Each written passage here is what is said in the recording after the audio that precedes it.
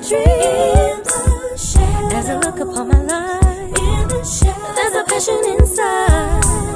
Heaven knows I'm living my dream. Good morning to all our Insights family. Thank you for joining us.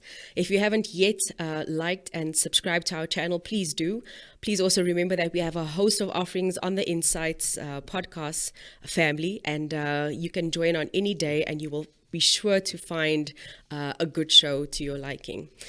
So please continue to share this message. It is our desire that these conversations benefit so many people. Well, today is Talk with Joan on Thursday. We are missing Joan today, so love and kisses to you. Hope you feel tons better very, very soon. And our compadres that are joining us in studio today are Violet. Yes! And our producer is also joining us today, Leander, and she will be checking in very, very soon. Yeah. And today we are kicking off a series of conversations about women's health. Right. Now, you know, we are all about the girls on the show. And so today we're having a conversation about mental health. Now, I want to say from the onset that I am no expert on mental health. Right. In fact, I do not consider myself an authority on mental health. We are basically going to have a girls' conversation about all things mental health. We are also not live, so it would have been lovely to get your conversation and, you know, hear your insights on that. And often that helps speaking solution into some of our listeners' topics. Yeah. So that won't be taking place today, but we would still appreciate if you, after the fact, could comment. We go back and we listen and we respond to them. So I'm going to allow, just before we carry on, Vi just to say hi and greet our listeners. Hi, good morning, everyone. There's a frog in my throat. It's an honor to be on the show once again, Lee, and listeners. One doesn't take it for granted or take it lightly. Just the mere fact that I'm alive today, that, you know, I've woken up today, for me, that is just a God-given gift. So, yeah, I'm looking forward to the discussion that we're going to have. And, for me, it's a topic, this particular one on women's health. Remember, there's quite a few things about women's health that affects us as women, but this one about that we get to discuss today about mental health is very close to my heart. It's something that's very close to my heart. So I hope we can have a fruitful discussion. I do. I think that I think what you have to share in terms of your experience will go a long way in helping so many other women. Right. And then, Leander, are you able to switch over to greet? Yes, I am. Good morning. Hello, everybody. My name is Leander, for those of you who do not know me on the Talk with Joan. Yeah. I'm really happy to be here. Thank you, ladies, for entrusting me to be part of this conversation. Like you said, Leanne, and I'd also have to put out that disclaimer, I am not an expert when it comes to mental health. I'm not a psychiatrist, psychologist. I have no theoretical knowledge when it comes to this, but I can speak from experience and from what I see amongst my peers and my age group, and so I think that it will be beneficial to be part of this conversation. So thank you so much.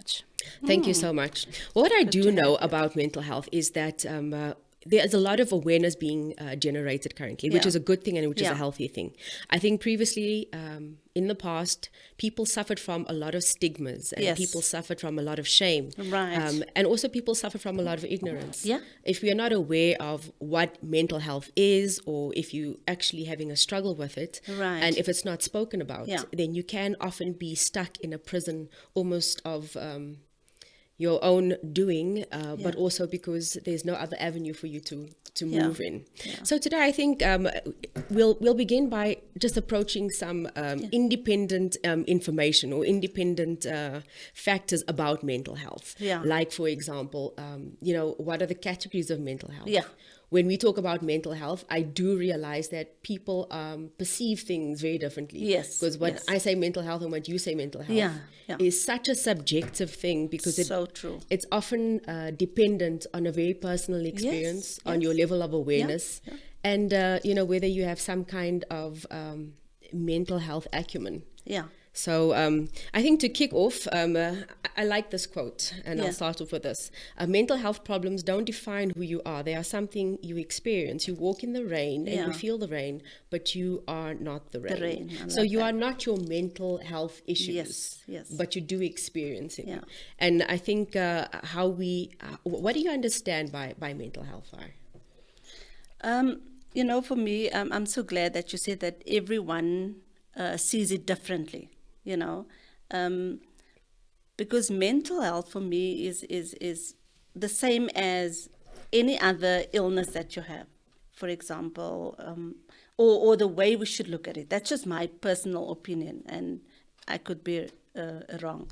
But my personal opinion is that we should not, you talked about a stigma.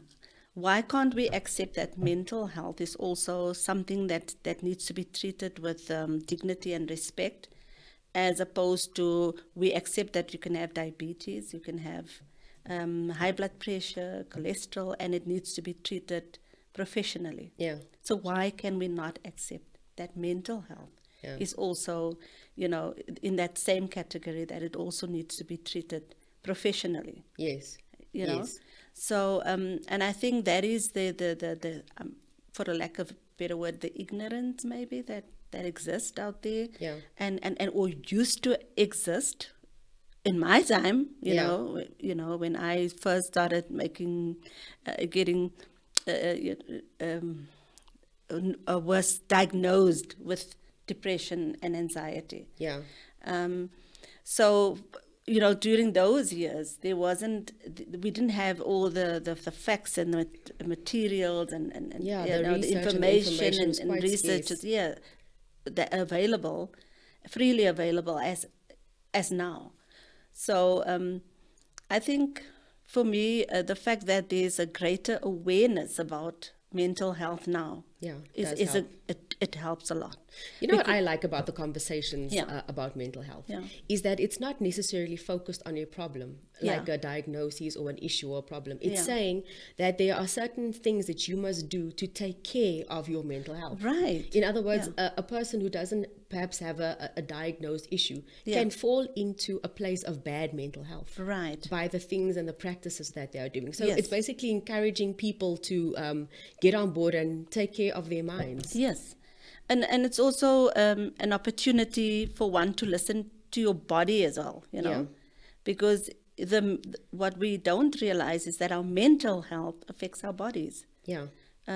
So the high blood pressure that I might at the onset of the high blood pressure Yeah. could have easily been the first time the fact that my mental health wasn't okay. So it affected my body physically. Yes. The high blood pressure or the diabetes or whatever. So we just take it for granted that okay, with the diabetes and stuff, it's also bad eating habits. Yeah. You But understand?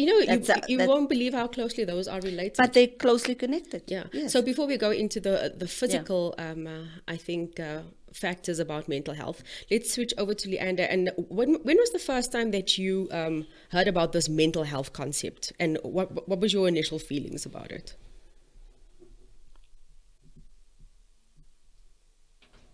There we go. So I can't exactly pinpoint a year or a date, but I think mental health was really a buzzword in my first year of university, because in high school we didn't really hear about mental health. Okay, I was at a private school and there was very few students, so everybody knew everybody's business. Yeah. So there would be issues like somebody attempted, and just a disclaimer before I continue with what I'm about to say, some of the words that we're going to use is a bit triggering, especially with people who suffer from mental illness. Yeah. So I'd just like to forewarn you. But I'll continue now. And so we would have instances where we would hear like somebody attempted suicide in the bathroom, or this person is suffering from depression. And this was really the first time that this was in high school, right? Maybe grade 11 or 12, where I was exposed, I'd say, to mental health and mental illness. But yet, words like depression, anxiety, and stuff like that, it was fairly new to me. but it wasn't associated with mental health or mental illness. It was just words that would, in oblivion, in isolation, that would exist on its own. And then when I got to university, orientation and all those things, then these buzzwords, mental health, started coming in. But mental health for me was mostly associated with issues like depression and then later on anxiety. And now you hear so many people that suffers from anxiety. And for me, anxiety, because I'm a church girl growing up in church, it's like, be anxious for nothing. Yes. That is my go-to. Yes. And I'm like, why are you people so anxious? What is this thing of anxiety? Yes. The Lord says to be anxious for nothing. But not understanding its context in relation to mental health, because it really is debilitating for many people. Many people can't even leave their homes because they suffer from anxiety, really debilitating anxiety, and that often leads to depression, or they go hand in hand. So my exposure to it is mostly in that context. Sure. I think that's why different perspectives are so important, because I'm sure in your time of growing up, you didn't ever hear about mental health. Never, ever. And even me, it's also been a very late onset terminology that I've come accustomed with. But did you notice the difference when Leander started speaking about mental health? She had a disclaimer because certain words may be triggering. And I mean, those are things that we are so not accustomed to accommodating in conversation. Right. Because I think parenting back then was quite tough love. Yeah. I think more so in your generation than in with mine. But parenting in Leander's generation seems to be quite, passive, not passive, but it's, what do they call it? Gentle parenting, #gentle parenting. So I don't know, that's up for conversation as well, where how the parenting created different tolerance levels in the kids. But I wanted to pick up on something, and that is, the physical aspect of mental health. And it's something that I'm inclined to be much more interested in, based on the fact that there's a science behind it. And, mental health we can find that we can live in the feelings of, the concepts, the terminology and the impact. But when we look at the brain itself, the brain itself is an organ, and it's the organ that houses the mind. And the mind is where we are experiencing the mental health issues.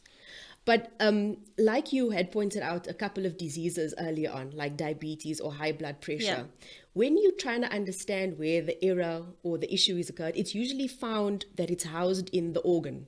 Like your insulin resistance is housed in an organ. If you have lung issues, it's housed in an organ. And the same thing with your mind, is that the brain is a physical organ. And how we eat, how we treat it, and what we do to the brain itself affects the mind. Right. And that is often a biological solution to how we can take better care of our mind and our brain itself. You know that what you're saying now reminds me of the fact that I did not even realize that I was suffering from PTSD, which is post-traumatic stress disorder. Because when I remarried, right, my body became more relaxed. And so for me, it was like almost like all the illnesses then came to the fore. Or my husband would say I was snoring so much. Want jy slaap so Want lekker? ek slaap so lekker.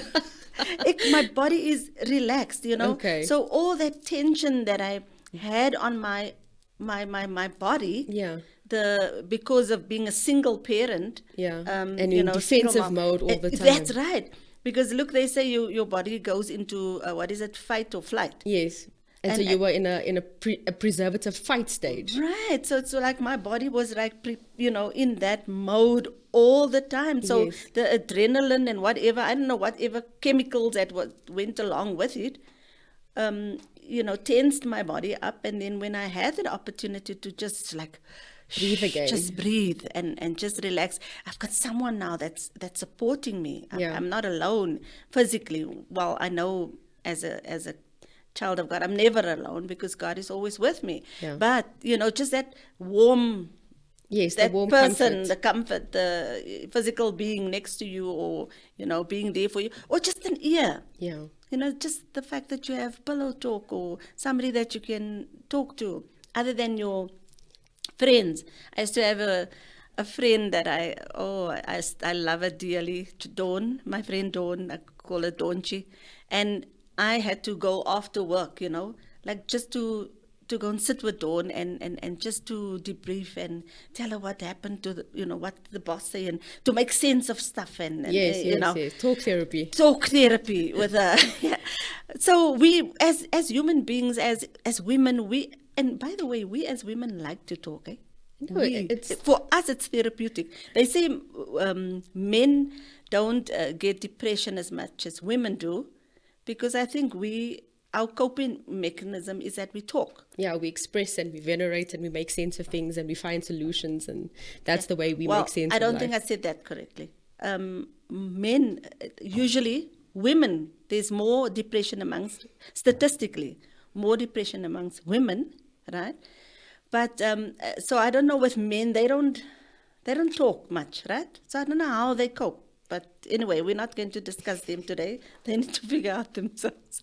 But my point is we talk a lot, and we talk through things. And, Men and women do process things very, very we differently. process yeah. things differently. But what I was talking about was Yeah. the fact that you can take better care of, like you take better care of yourself, you can take better care of your brain. Yeah. There are I mean, today's diet, the social sphere calls it the Western diet. Yeah. It's plagued with a lot of processed things Yes. and processed foods, processed food items.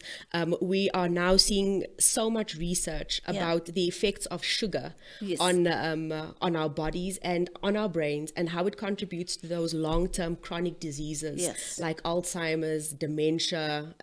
We know diabetes. Our lives are rampant with the effects Yes. of that. Yeah. So what I'm saying is that we can actually start by taking better care of our health and our brains. Absolutely. And that does have a biochemical positive effect Yeah. on our bodies, because Yes. our blood glucose is regulated. Yeah. We don't have the fluctuations. Sometimes people can be seen to have a mental problem, but they really have an eating problem, because their so insulin true. is out, their glucose levels are out, their blood pressure's out, and it does affect how you interact and show up in life. What you eat does really determine Absolutely. your mood, how Yes. it's affecting you. And Yeah. I think that's very closely linked to maybe the minor mental Yeah. health issues. And also our hormones as women. Yes, it throws out your hormones The completely. way what we eat affects our hormones. So if we want to reset our hormones, we need to, be mindful of what we eat. Yes. So I've realized that I'm actually pre-diabetic, not full on diabetic, and I was so shocked when the diagnosis came. Yeah. Because in my mind, whenever I used to go to the doctor, the levels would always be fine. Yeah. And so when they sent me, the blood test, the bloods to the lab lab, itself. and then they tested, and then it said that I have an insulin resistance. I was shocked. But at first, I couldn't make that mind shift, Yeah. because they say sugar is like an addiction as well. Yeah, it is. So you get addicted to the sugar high, and my body craved for that sugar, but then I had to almost discipline myself, talk to myself, that I have to cut out sugar. Yeah. Because they say it's not the fats that much as the sugar. Yeah. So now I'm really trying, Lee. I'm really Making trying, an effort. because I had that stash in my cupboard, Do you in have my a sweet drawer. tooth? Do you have a sweet tooth? Oh, I do, Is it- and that little packet with the chocolate, or Yeah. so when you're on your phone, you just put your hand in that. You know where it is. Yeah, no, it Yeah. is. And that habit Yeah. can, cause a bit of a deficit. Yes, And, but it's not I a live with a person with a sweet tooth. Oh my word. And he makes me laugh, because he talks about he's like a picky sweet tooth person. Okay, So okay. he would say like, no, that one's gonna cause me to crash. This one's gonna pick me up quite nice. So he actually love that. he categorises his chocolates in accordance to that's you know good. the Yes. spike or the high that Yeah, it gives them. yeah, yeah. Especially those those demon chocolates that you find in Easter, the marshmallows, the beacon marshmallows. Oh, that Those you- things are from the devil. They are. Yeah, those are bad sugars. But you can eat one after the other and not realize how many you've actually. Yes. But sugar itself is having an impact on people's moods because it Yes. causes the highs The and high the lows and then the it- crash, yeah, Yes, yeah. the crash itself. So when he and it's funny for him. I'm speaking about my husband, by the way. When he talks about Yeah. you know how it goes with and he needs a spike now or Yeah. something like that, and then you do see how it impacts their moods Yeah. because you can become quite grinchy. Yes, and I yes. suppose that's the sugar withdrawals. But if you're Yeah. in this daily tussle of managing your Yeah. glucose levels, it can kind of be erratic for a Yes. person who does not have lots of Yes, sugar. yes. But Well- it's not only the sugar; it's the fact that we have a lot of carbohydrates, and carbs, those yes. are converted into sugar. So you're having the same impact on your body, even if you're not eating a lot of Right. sweet. Like me and bread, we don't really go well together. And there's sugar in bread as well. Yes, and it's also converted Yeah. because it's unused and unspent. So those are Yeah. the types of modifications that we can make to improve our mental Yes, health. yes. And exercise is good. It releases endorphins Yes, into it your does, body. it does. It ups your serotonin. Yeah, So yeah. this is all good. And then Yeah. if we categorize mental health Yeah. itself, I'm gonna put it into categories because it's easy. Yeah. To then have a plain conversation about what Yeah. it is that we're saying. So there's types of mental health: mood disorders, anxiety disorders, Yes. personality disorders, and psychotic disorders. So those are the types of mental health issues that people can experience. Yeah. There was actually something that I wanted to share about protecting your brain because that's the organ that houses the mind. Yeah. The notes here are: get regular exercise, control your risk for heart problems, manage your blood sugar levels, reduce or stop certain medications. That's another thing that can Yeah, cause yeah. issues in your life and fluctuations in your behaviors is medications. Yeah. Protect against hearing loss and social isolation, limit stress, and get sleep. Sleep is a big deal, and avoid all types of head injury. So those are ways to take care of your brain. So your brain is also a person. It needs to be loved and taken care of. So please do those Yes. those tips there. I just got my eyes done. The left eye done. Yes, you were going for LASIK. You Yeah. said yes, yeah. and It's amazing. I can see so much better with through the left eye. yeah. But I also, when I did a little bit of research, didn't realize that sugar also contributes. Yes, to, it's actually to a diabetic bad- eye disease. Yeah, Yes. Yeah. No, it's really amazing how integrated and fearfully Yes. wonderfully we are made. Yeah. So let's get into maybe a personal element of the story. Okay. Now I will remind you that so I've known you for a good amount of years. Yeah. And I remember you sharing something with me, and it could be a decade ago. Right. And you said to me that you had an experience with depression. Yeah. And I think it was depression and anxiety. Yes. And the way you spoke about it, it struck me and it stayed in my head. And I suppose your empathy after what you said. Yeah. You said that I had a period, I think, of 3 years where I was depressed. Yeah. And I wouldn't wish this on my worst enemy. Right. Now right. that for me, Yeah. it was quite poignant because on the one end you saying this is what happened Yeah. in my life, Yeah. and on the other end you expressing so much empathy Yeah. that even for someone you didn't like, you wouldn't want them to experience that. Yeah, So yeah. take us through how you found yourself depressed, Yeah. and then what it is. Did you come to the realization that you were Mm, depressed, and how did you find yourself out of it? Because the person that you were, I didn't know you at a depressed stage. But if Mm. Yeah. I see you now, I would swear that you never ever had mental issues, or Right. you never had a Yeah. strain or a struggle in that area because Yeah. Mm-hmm. you are full of life. You have a positive mindset. Yeah. You have energy in your interactions. Yeah. So how did that happen? How did Vi then become Vi now? Sure, Lee. It was a journey, a journey that I was on. I remember as a young girl. Yeah. I never knew what I was. Just carefree. Grew up, in a Christian home, and like Leander said earlier on, we just now knew how to, to pray and to quote the scriptures, be anxious for nothing and stuff like that. But then life happened to me. I got married, and after 17 years, just to sum it up, found myself, divorcing.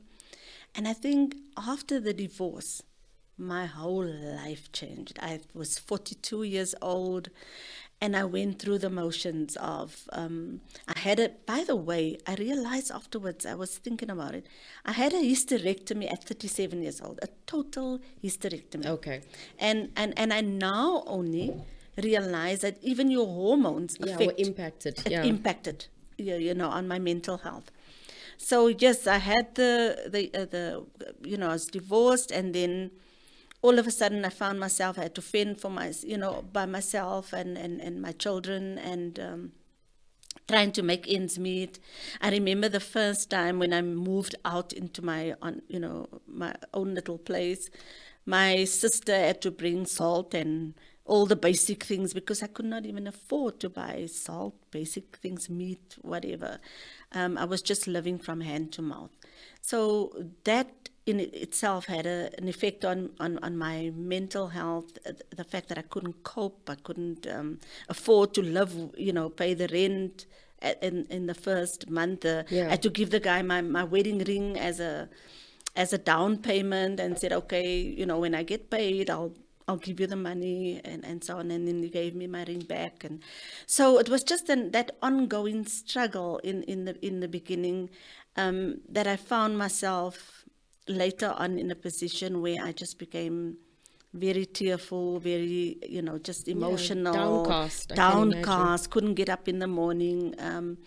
And then those years I went to the clinic, because I'm not even sure if I had medical aid. But I went to the clinic, and they then, diagnosed me with depression and anxiety, put me onto pills. It was fluoxetine those years.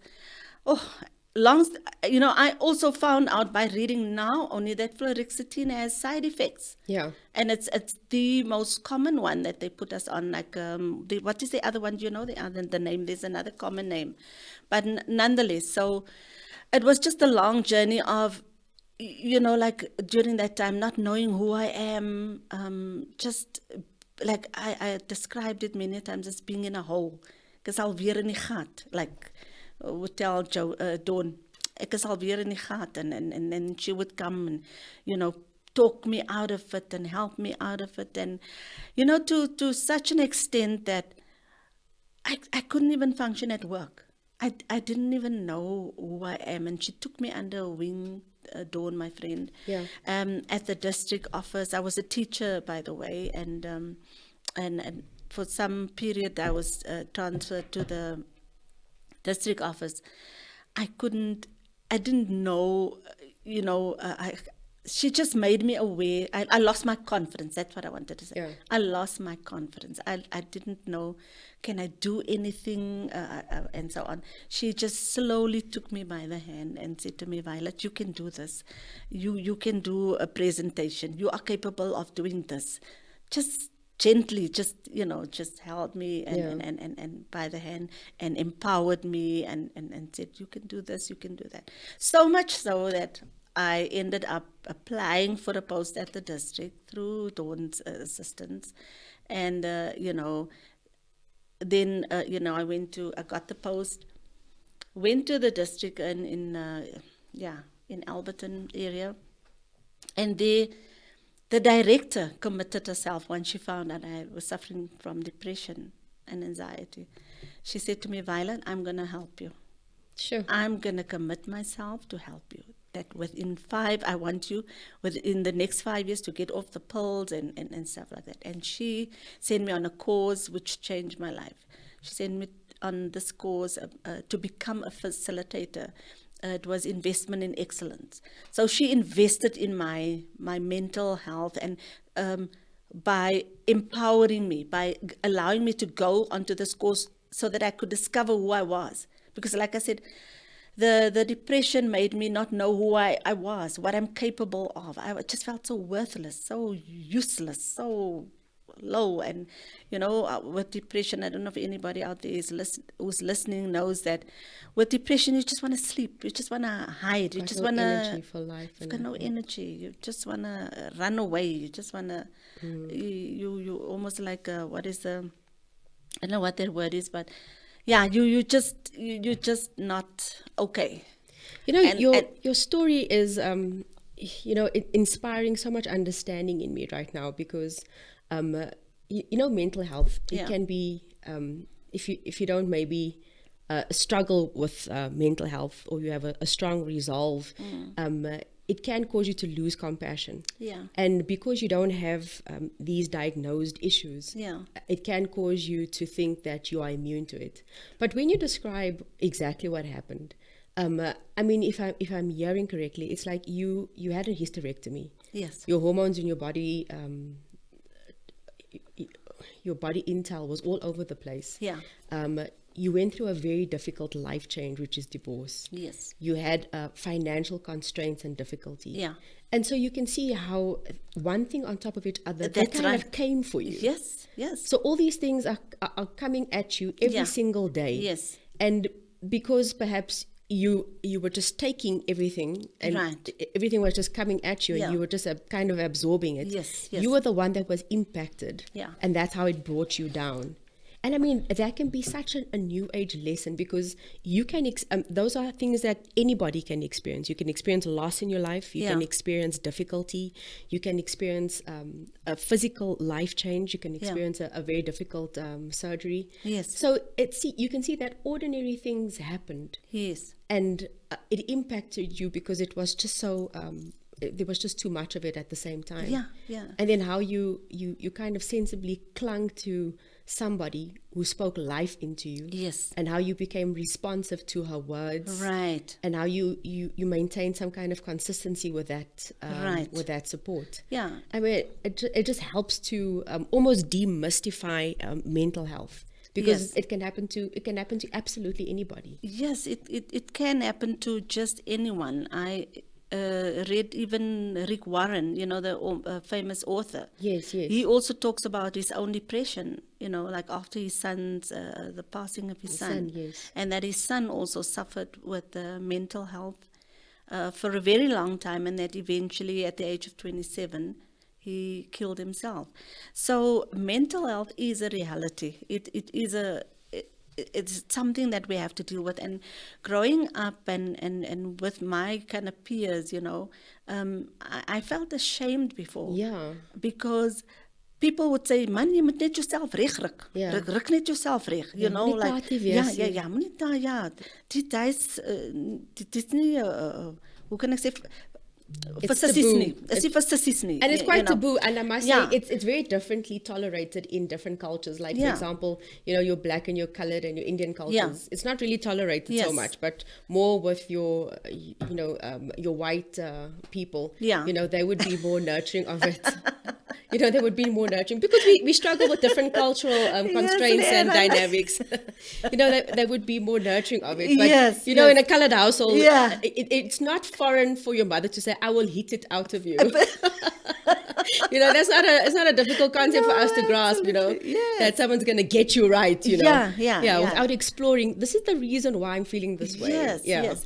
And that also, I listened to Sarah Jakes, and she said, we need to teach our children to listen to their bodies too. I love that. I heard it myself. Did you hear that? I identified with it so much. For the listeners, what she was basically saying is that your body responds to certain, as an intuitive being, your body even responds to certain things, like people and situations. You either tense up or you relax, like you explained it earlier in your own way. So, I do agree with that. And what she's saying is that she doesn't force her children to go and interact physically with somebody that is making her children feel uncomfortable.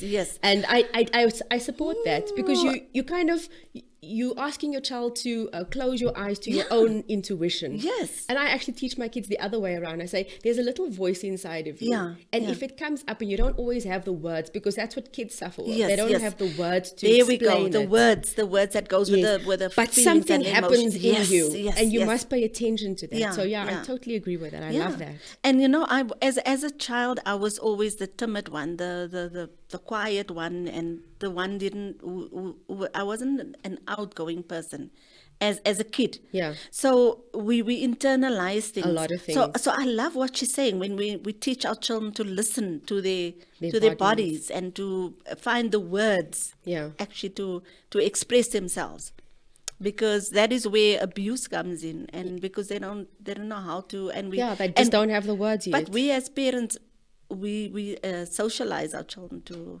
do that, gaan- yes. gaan groet vir- when I heard that, Yeah. I thought of my friends will say greet Auntie Violet, but I thought, wow, the child has a right. It made me think, if the child don't want to greet you, the child actually has a right not to argue or to, well, I won't say greet. Greet is fine, but Yeah. the verbal saying hi, Auntie Violet, but to actually hug Auntie Violet, it's not necessary. Yeah. Am I right? Maybe the child doesn't want to. If the It's child an doesn't want to, uncomfortable we need to thing for- teach our children it's okay. You just, be okay with. Yeah, just maintain your respect and maintain Yeah. your manners, and yeah, it is. Yeah. But what I'm alluding to Yeah. is that I think everybody has a responsibility to take care of their mental health. Yes. No, absolutely. Because life will come at you, Yeah. and your set of circumstances may not be my set Yeah. of circumstances. Yes, yes. I remember my husband was sharing, post COVID, he said Yeah. he actually had to go and process his thinking and feeling on Yeah. it, because we don't realize the hit and the knock that we took. Yes. And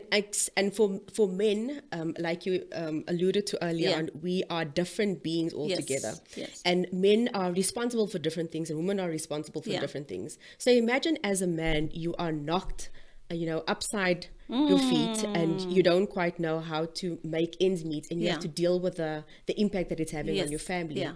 And like Rick Warren was talking, it affects people differently. Yes. And for us to, I think, maintain a mental good, sound, I don't know, just a good mental state. Yeah. We have to be able to consistently build ourselves up Yes. that way. Lee, I love what you're saying about that actually goes along with burnout. Yes. When we don't listen to our bodies and we overdo things, we don't know when to say no. Yes. So we just carry on, and we want to please become a people pleaser. Yeah. So you're not listening to your body. And then I a couple of years ago, I relapsed, and with burnout, Yeah.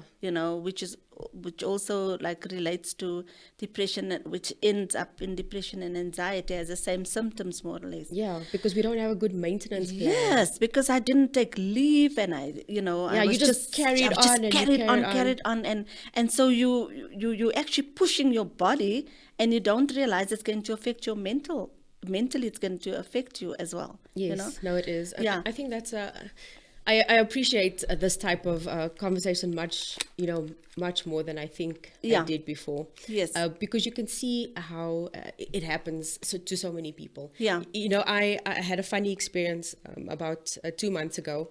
I went to the gym and Yes. I used the shower, and there was a lady that has this habit of causing a lot of waste Yeah. in the shower itself. Wow. And then I very politely said to her one day, Madam, if you pour out all the detergent, there Yeah. won't be enough detergent for the next lady to clean the shower. Yeah.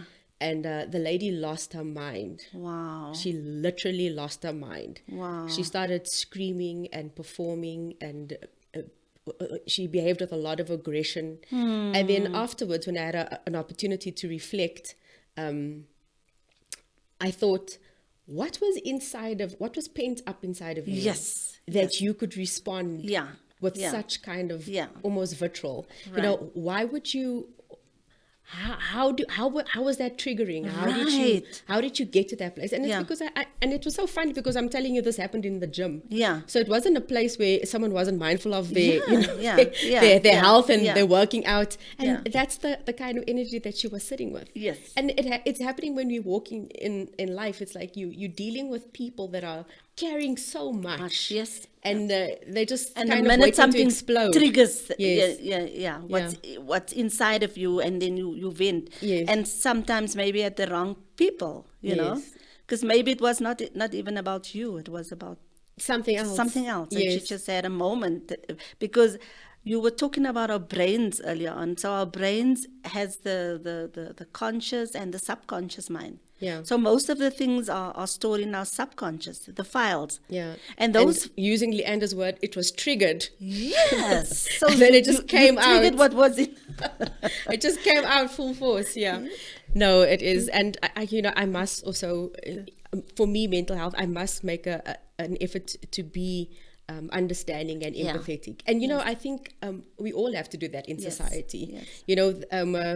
You often find signs erected everywhere, be kind, and the message of kindness. Yes. And as much as you find it a cliche, Yeah. it really is a fundamental thing. It's It like be is. kind to Yes. people. Yes. Be kind to yourself. Yeah. Because it's a hallmark of compassion. Yeah. It's like if you are not prepared to do the most basic thing and be Yes. kind and treat people with kindness, Yeah. then you might end up with a very triggered emotional response from somebody. You know, Lee, having, like I said, I went on this course and I learned so much about myself and self-talk, for example. There's Yeah. so many other tools that one can use, but self-talk is my favorite one. Yeah. Talking to myself, reminding myself about things. I think that is my maybe holiness that keeps me going, talking, just psyching myself up and talking to myself most of the time. So one of the things that I have to remind myself is to live in the moment, Yeah? is to be present, Okay. because we can so easily worry about the future, and I have quite a few things to worry about. Yeah. It's like they are there. They are but, there, but you have to remind yourself it's not going to change anything if you want to live in the future. Like worry about what's going to happen in 5 years' time, what's going to happen in 10 years' time. So we've got to be present. So what we do is, like, even when we're with our significant people, in our lives, our children, our husbands, our spouses, and whoever, people that's important in our lives, we are so bombarded with worrying about the future that you cannot enjoy the moment now. the moment. And one of the things that I've also learned is to seize the moments, to live in the moments. And life is short, Yeah. and not to stress. And that also by itself brings on depression, when you stress too much, when you worry too much. Yeah. And the Bible says, the Lord says, cast your cares upon me, because my yoke is easy and my burden is light. So just cast it on Jesus, Yeah. But the thing that you raise about talking to yourself and how you communicate to Yeah. yourself and self-talk. Yeah. I mean, it's actually one of the fundamental things about the show. Joan opens up every show and Yes. she says, what is the girl in the mirror saying back at you Right, today? right. And that is a point where you can Yes. actually take cognizance of Yeah. what am I actually saying? Because Yeah. there's always this dialogue in your head. Right, yeah. The self-talk, the Yes, the yes. thoughts that float around inside Yeah. your head. What is happening mentally to me Yes, right yes, now? yes. So that, I think, is a good habit. Yes. To come to terms with yourself every day. And then the Yeah. declarations. I mean, Yeah. spiritually and as Christians, we believe in that. That's true. We make affirmations. Affirmations And of- they call it affirmations Yes, in the secular world, in the but we sec- know that yes. it's basically declarations Yeah. and speaking the word over Yeah, your life. yeah. And those things are real. And in fact, there is scientific evidence that proves that a thought attracts a response in your brain. Yeah. And it leaves an impact. Yes. So in other words, if you have all this negativity happening, it actually rewires your brain. Yeah. And it affects you Yes, negatively. yes, It either absolutely. produces a hormone in excess that Yeah. allows you to stress, Yeah. or it produces something that will release a feel good Yeah. hormone. Yeah. So yes, what we say to ourselves is a big deal. Very important. And if we could perhaps, share some good mental health tips, what would you say before we get on to something that I want to pivot to, and Leander is going to help us out Yeah, with that. yeah. So for me, I would say exercise. Yeah. Exercise is good because Very good. it puts you in a different mental state. Yeah. It causes you to focus on your body. Yeah. There are toxins that can only be released through exercise and sweat. Yeah. I would say this minding your thoughts is a big deal. Yeah. Yeah. For me, planning is also important. Planning for mental health. Yeah. For mental health, I learned to make notes, like a little to-do list. Yeah. So that you're not constantly So that I'm burdened. not, yes, constantly, and to focus on the most important things, like to prioritize Yes. my time and things that I need to do. Then the other thing for me is also to know your capacity. Your capacity, okay. Know your capacity. So when you listen to your body, know your capacity. When do I say no? When Your boundaries, yeah. no, Have better boundaries. there we go. Better boundaries. Yeah. And then pay full attention to, like I said before, to your loved ones. Yeah. Be present in that moment. So that's actually also like a deliberate thing that you need to do, to Yeah. be present. Because remember, your mind is racing with all the things that you have to do. I still got to do the dishes. I still have to study. You No, guys it's had true. to. My mind is racing my right mind now. is racing right now. So I'm overwhelmed. So just take a deep breath and Yeah. just. I think I'm going to take that one, because Yeah. what I tend to do, and I'm recognizing it as perhaps not a good mental health thing, I will wake up in the morning and I won't stop. I will work and don't stop moving. Wow. For an entire day until I collapse at night. But I won't stop. I just won't stop. I'll just do one thing after the next. And often I would find myself maybe on the end of 3 days of doing this. Yeah. I think I would become a bit, tensed and grunchy. Yes. But I think I work it out with physical exercise. But I realize that it's actually not a good thing to run like that. I think I should be more inclined to listen to my body and say, maybe you should just sit down. Yes. Maybe just stop. And what happens to that, taking that long bath, Yeah, letting baths are mental health. Yes. Negative mental health combatants. That's right. I definitely think lighting so. some candles and just smelling the coffee. Or, during my journey with depression, something I also learned was, even when you put on your body lotion, Yeah. is to tell yourself, I'm special, just... So, and when It's do you like, get have a time to moment. You're just special. rub on your body and say, I am special, Violet, you are special. Yeah. And just, Yes. just love yourself. Love on yourself. Just love on yourself. And I think we neglect that. Like, so when you start having the coffee and running, when do you have time to watching a movie? Dr. Fakir, my GP, oh, she that woman is like, Who's joining us next week. And I'm gonna miss it. Oh my goodness, I love that lady. She was so instrumental in my mental health journey as well. And she would say, Violet, Mrs. De Beer, Violet, yes. stop it. When are you watching a movie? Leave. You're always busy with the church work and this and that and the, Yeah. your secular work. She said you need to sit and take time to smell the roses. And that's where it's And come from. yes, so I think just I'm going to take smell that the one. I'm coffee. going to smell Yeah. much more roses. Yeah. Okay. Listen, we only got 5 minutes left, and I wanted to talk just a little bit about this issue that our next gen is raising over there, and. But now I'm thinking it can be quite a lengthy conversation. So I think let's try and keep it as brief as possible. Okay. So we just had a very genuine, I think, conversation about mental health. Yeah. It was an ordinary conversation, and we can show how it can happen to anybody. We Absolutely. pointed to the biology of the brain. We Yes. pointed to our habits. We pointed to life circumstances. Yeah. And this is why I think mental health and maintaining good mental health Yeah. is vitally important for people just to cope and manage Yes. with life. Yeah. But then you get another kind of subculture or sect that is developing Yeah, now. yeah. And it is about our new generation. Yes, yes. And they are... they have a set of habits that I believe is perpetuating their mental health difficulties. It is the device dependency. It's what they're doing to their brains. It's the types of sites that they are on that is reprogramming their brains and behavior. It's their interaction with people that has reduced in quality. Yeah. So those are just some of my And that's not surprisingly. Yes, so when I note those things, Yeah. I don't think it's surprising that they No. suffer with the Yes. types of things that they Yeah. suffer It with. should be expected. Yeah, kind of. Kind of. But yeah. I don't want to sound like an old person saying that.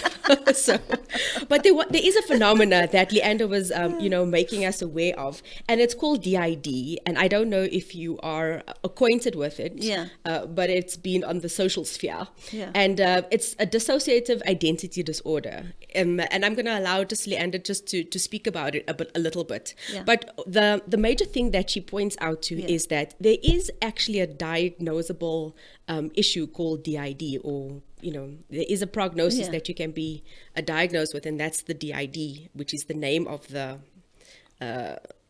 diagnosis. That was a very deurmekaar mouthful, please forgive me. But we're talking about DID, and it's a dissociative mental disorder. Wow. And it really centers around having many personalities.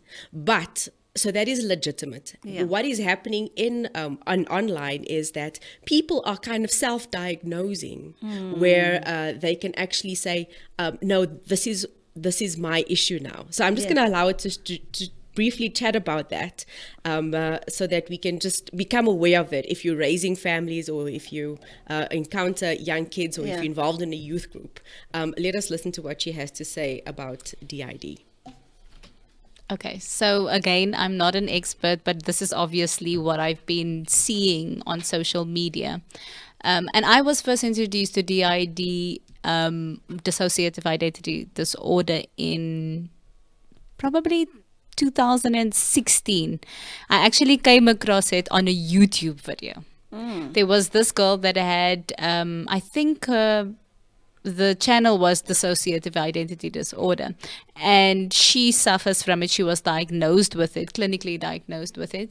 And basically what it is, according to my understanding, and Leanne, you asked about how is it different to schizophrenia. So schizophrenia, the way I understand it, is, having erratic mood swings and also seeing things, hearing things. But with dissociative identity disorder, what basically happens, according to my understanding, is that the mind splits itself up in different personalities, personas actually.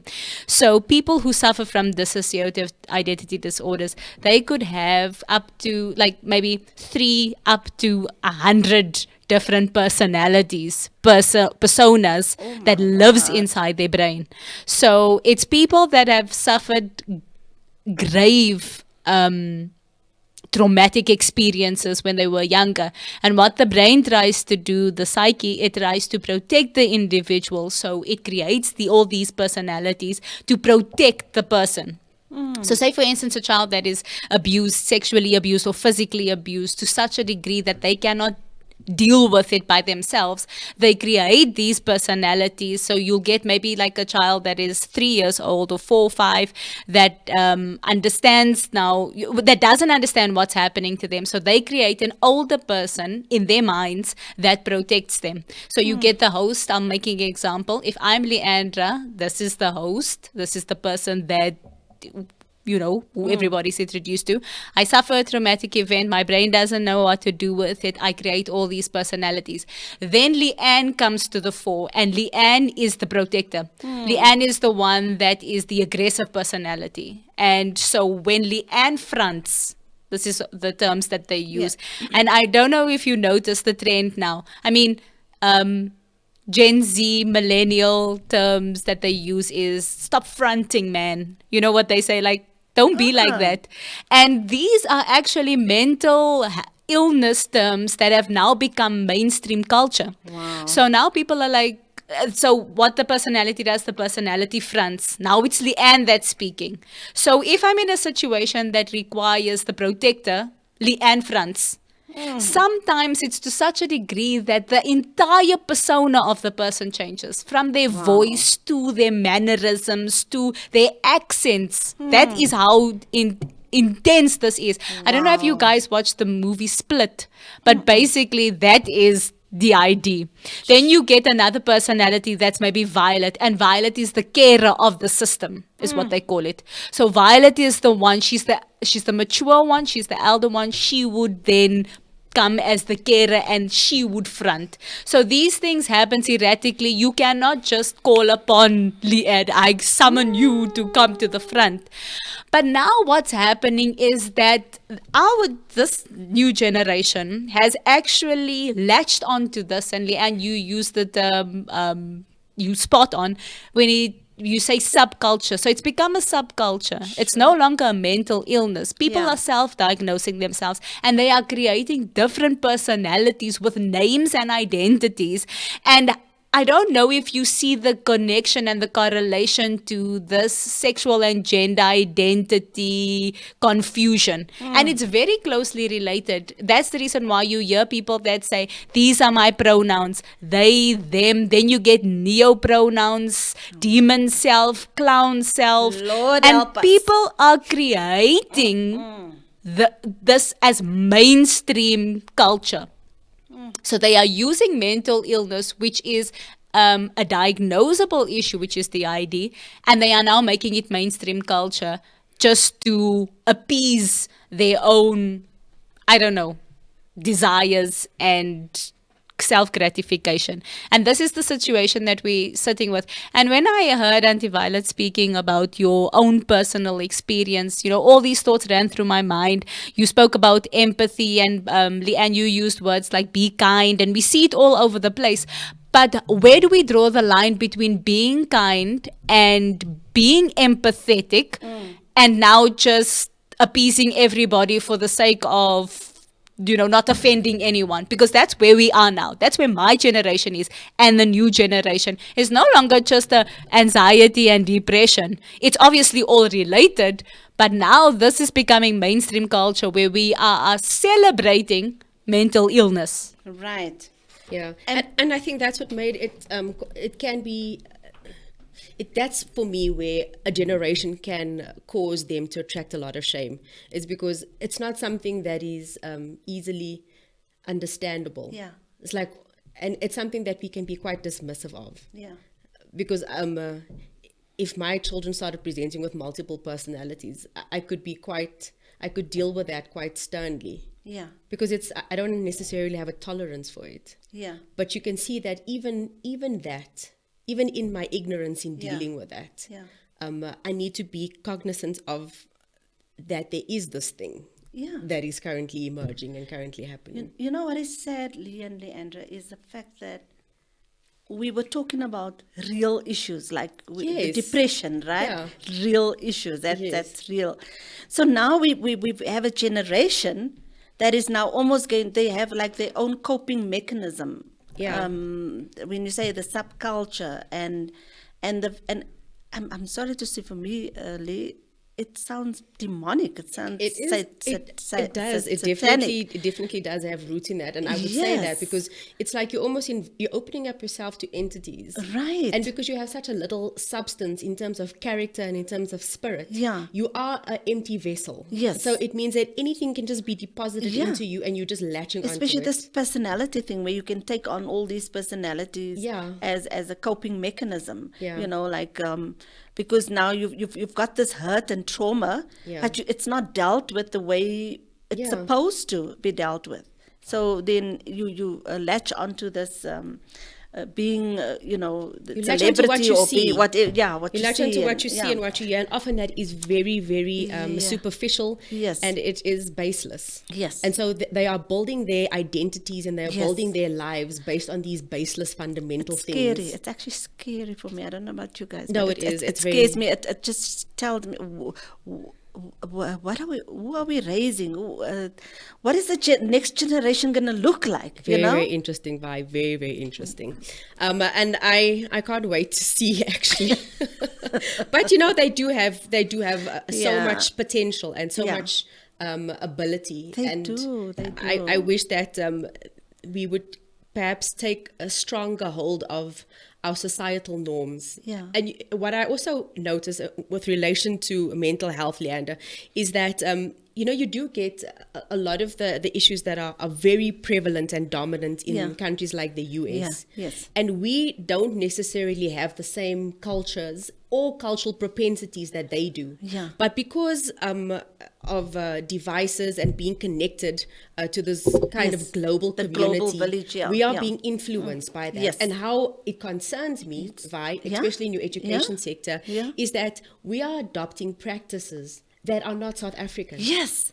Like the way that we must introduce certain things into our curriculum. Yeah. And I understand that there's a relationship between funding, in terms of foreign funding, Right.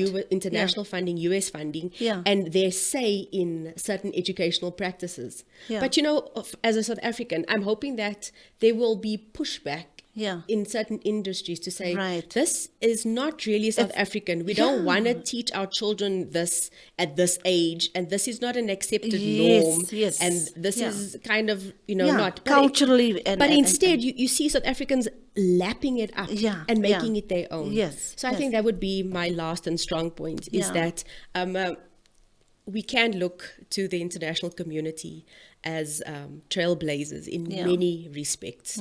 But there are things that we kind of have to remain South African about, or maybe not South African, but remain Christian about. Yes, yes. And there are things that we need to cut out of our minds, our thinking, Yes. our habits, our Yes. behavior, our repertoire. Absolutely. We are people of faith, Yeah. and we stand for something. Yeah. And we didn't speak a lot about the spiritual aspect of mental health, but it plays a vital role. We need to confess our sins. We need to come to repentance.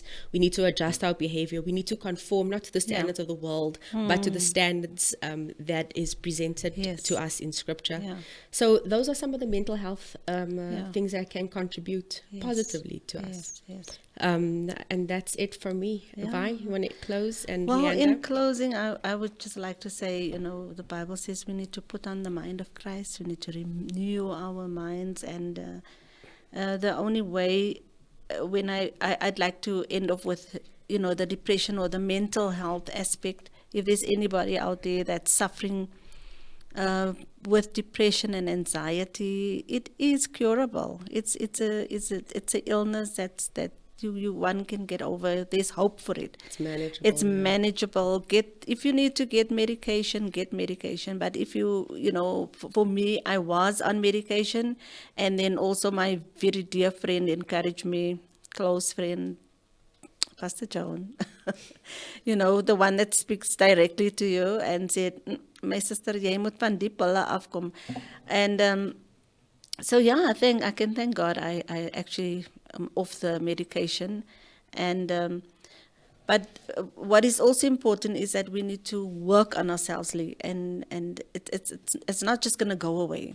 And you need to leave the past behind, and you need to stretch yourself, set goals for yourself, and tell yourself that this too shall pass. Yeah. That was my words all, whenever I faced a situation, I used to remind myself, this too shall pass. So get the help out there, talk to someone, talk to a GP or, psychologist. It's very important that we get professional help or pastoral, counseling or something, but get help. There is help out there. So just get some help. That is very good advice. And like we said, we are starting our Women's Health month. And so we will make available a lot more links to Yes. resources and a lot Awesome. more Yeah. guidance on those factors. But thank you, Yes. Vi. That was Yeah. incredibly brave of you to share Yeah. your journey and your story. And I think Yes. that it definitely can speak to the hearts of many people Yes. out there. Yeah. Leander, do you have anything to share as we close? For me, my mental health coping scripture is guard your heart above all things, for from it Yes. flows the things of life. And I see it Amen. I amongst love my that. peers. I see it with myself even. When my heart is not guarded, Yes. I develop all these ailments like Auntie Vi mentioned earlier. And and you also were talking about that the brain is an organ. The mind is an organ. Yes. The brain. And, mind and heart, you can use it interchangeably, but you need to guard those things. You need to Yes. guard your thoughts. What are we filling our minds Yes. with on social media amongst our peers and stuff? And another thing that I would say as advice is get a good community, because the Bible even says it, and I go back to the Bible because that's how I've coped with Yes. mental Yeah. illness. And it goes where it says that you must get godly counsel. Yes. Don't create a subculture of broken people that's trying to fix each other, because I don't think it's possible. Everybody's broken and they each coming with their negativity. I think get godly counsel, people that can say to you, be straight up with you, Yes. because that's what we need. We've become so inclusive, not that there's anything wrong with it, and we use the word empathy in the wrong context, where we just, like you said, lap up everything in the name of empathy, and I don't think that it's helpful in any way. But get godly counsel, people that can, like what Auntie Vi was saying with her friends, that was patient enough to walk with them, but also straight enough to say, this is not going to help you, speak life into that person, and not encourage you to sink further into depression and glamorize mental illness. And that's my advice to people out there. For me, I use scripture. It's the best. Mental illness is not a new concept to God. He understands it. There were times, many of the times, prophets were mentally ill. Elijah was suicidal. He was one of the greatest men of God. And all these great men and women of God, they suffered from mental illness. It's not a new concept. Our generation wants people to believe that we are the creators of mental illness, and it's not the case. Humans have coped with it for as long as there was humans. Even Adam and Eve suffered mental illness when Eve gave in to the serpent and Adam gave in to her. That's mental illness. When they hid from God, when he was blaming Eve, it's all signs of mental illness. But there was means and ways to cope, and the best is to make Christ your foundation. That's my advice. Thank you for that very, very passionate close on mental health, and we appreciate you. Also, thank you for being a producer guest on the show. We continue to appreciate all that you do, Leander. Joan will be back next week. We'll be talking more on women's health. We have Dr. Natasha Fakir next week, and so we are very excited. I will close off with a quote, and that is, mental health is not a destination, it is a process. So it's about how you drive and not where you are going. And that is by Noam Spencer. Thank you so much for watching. Share this message and take care of your mental health. Peace out.